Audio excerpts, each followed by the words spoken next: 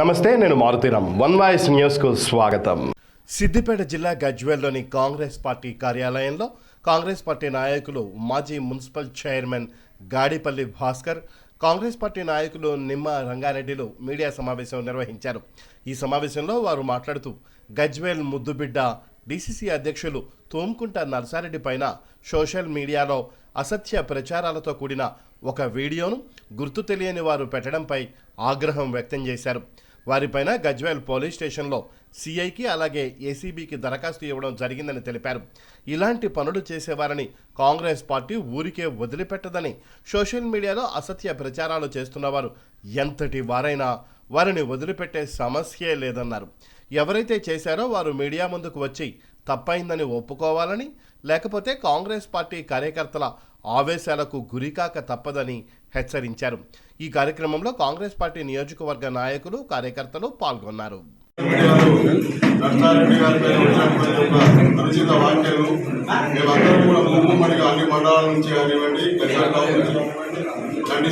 ఎందుకంటే నర్సారెడ్డి ఏదో హెలికాప్టర్ దిగి ఎమ్మెల్యే కాలేదు, అంచనంటే ఒక సర్పంచ్ నుంచి ఒక జడ్పీగా, మండల ప్రెసిడెంట్గా, డీసీబీ చైర్మన్గా, ఎమ్మెల్యేగా, మరి ఈరోజు కాన్స్టిట్యూన్సీ ఇన్ఛార్జిగా వచ్చినటువంటి ఒక నర్సారెడ్డి గారు అభివృద్ధి వ్యాఖ్యలు చేయడం చాలా అసమయంగా మాటలు చెప్తా ఉన్నారు.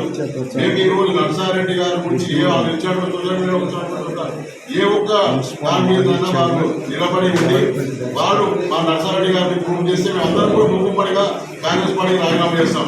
నేను కూడా వాళ్ళు చేసినటువంటి ఎవరున్నా వాళ్ళు అంబేద్కర్ దగ్గరలో అంబేద్కర్ చివరిసారికి వచ్చి నర్సారెడ్డి గారిని పూజ చేయకపోతే వాళ్ళు ముక్కు నాలుగు కోరుకుంటున్నారు. ఎందుకంటే నర్సారెడ్డి గారు ఎప్పుడు కూడా తనకు ఉన్నట్టు వాళ్ళ నాయన నుంచి 150 ఎకరాల భూమి ఉన్నటువంటి భూమిని ఈరోజు వరగడు ఒక గుంట కూడా భూమి లేకుండా అమ్ముకొని తన నిస్వార్థమైన ఒక రాజకీయ సేవ కోసం, పార్టీ కోసం కష్టపడి అందరికీ కూడా పంచిపెట్టినటువంటి వ్యక్తి నర్సారెడ్డి. ఈరోజు అనవసరంగా వెంకటరామారావు 30 కోట్లు తీసుకుంటూ, చైర్మన్ 50 కోట్లు తీసుకోవాలని చెప్పి ఈరోజు కూడా చెప్తా ఉన్నాం. మారడి కమిటీ కూడా ఈరోజు ఏదో గజ్వేల్ ఉందో, గజ్వేల్ ఒకసారి ఓసీ వచ్చింది. ఆ ఓసీ వచ్చినటువంటి దాన్ని ఓసీలు కూడా బీసీలకి సంబంధించిన రాదు. కాబట్టి అందుకని ఓసీకి సంబంధించడం తప్ప ఇంకెవరి మీద పోకపోతే కాదు. వాళ్ళకు కూడా ఎప్పుడైతే ఆస్పిరెంట్స్ వాళ్ళకు కూడా ఇవ్వడం జరిగింది. మీకు నెక్స్ట్ టైం మీకు ఇస్తామని అని ఇప్పుడు 10 మంది ఆస్పిరెంట్స్ ఉంటారు. అందరూ ఎవరో ఉంటారు. అందరూ పార్టీలో అందరికీ అడిగే అధికారం ఉంటుంది. కానీ పార్టీలో వచ్చేటువంటి ఎవరికో ఒకరి కోసం ఛాన్స్ తప్ప 100 మందికి రాదు కదా. అది అర్థం చేసుకోవాలి తప్ప అనవసరంగా వీళ్ళని వ్యాఖ్యలు చేసుకుంటూ నర్సారెడ్డి గారిని డిమోలైజ్ చేస్తుంటే మాత్రం మేము వీటిగా పద్ధతులు తప్ప వాళ్ళు చెప్తుంటే ఈరోజు ఊరుకుంటున్నాం. రేపు ఈరోజు పోలీస్ స్టేషన్లో కంప్లైంట్ ఇచ్చాం. రేపు ఇంటి మీదకి పోయి ఎవరైతే చెప్తారో వాళ్ళు తప్పకుండా కన్నెట్ పరిష్కారం కూడా ఉంటాయి. కాబట్టి దయచేసి ఇలాంటి యొక్క అనుచిత వాక్యాలు సమయ వాళ్ళు ఎవరైతే ఇచ్చారో వాళ్ళే ఖండించుకోవాలి. మళ్ళీ ప్రెస్ మీట్లో పెట్టి తప్పు జరిగింది సోషల్ మీడియా వచ్చినట్టు దాన్ని అని చెప్పాలి తప్ప నర్సారెడ్డి గారి గురించి అనవసరంగా చేసినటువంటి ఏ ఒక్క చిన్న మిస్టేక్ నర్సారెడ్డి చేయడు. కాబట్టి దయచేసి ఈరోజు స్టేట్ ప్రెసిడెంట్ ఆంక్షన్ ఇవ్వాలని చెప్పి ఎవరు ముందుకు వస్తే ఆంక్షన్ వాళ్ళ ఓవర్లుక్ చేసి ఆంక్షన్ ప్రెసిడెంట్ చేస్తా అంటే నర్సారెడ్డి తప్పు. ఇక్కడ ఎవరు ఉన్నటువంటి అందరినీ కూడా ఈరోజు ప్రతి ఒక్కరిని కూడా కనుక్కొని పోయి అందరు ప్రెసిడెంట్ చేయడానికి, అందరినీ అది చేయడానికి కూడా కాంగ్రెస్ పార్టీ ముందుకుంది. కాబట్టి దయచేసి ఇలాంటి ఒక వ్యాఖ్యలు చేయొద్దని చెప్పి సభముఖంగా మీకు హెచ్చరిస్తూ ఈ యొక్క ప్రెస్ మీట్ అందరి యొక్క మిత్రులందరినీ కూడా కోరుకుంటా ఉన్నాను. మాజీ ఎమ్మెల్యే అయినటువంటి నర్సారెడ్డి గారిపై ఈరోజు సోషల్ మీడియాలో ఏదో కొందరు వ్యక్తులు ఈరోజు అనిశ్చితంగా కొన్ని ఛానల్స్లో పెట్టడం జరిగింది. దాని మీద తీవ్రంగా ఖండిస్తున్నాం.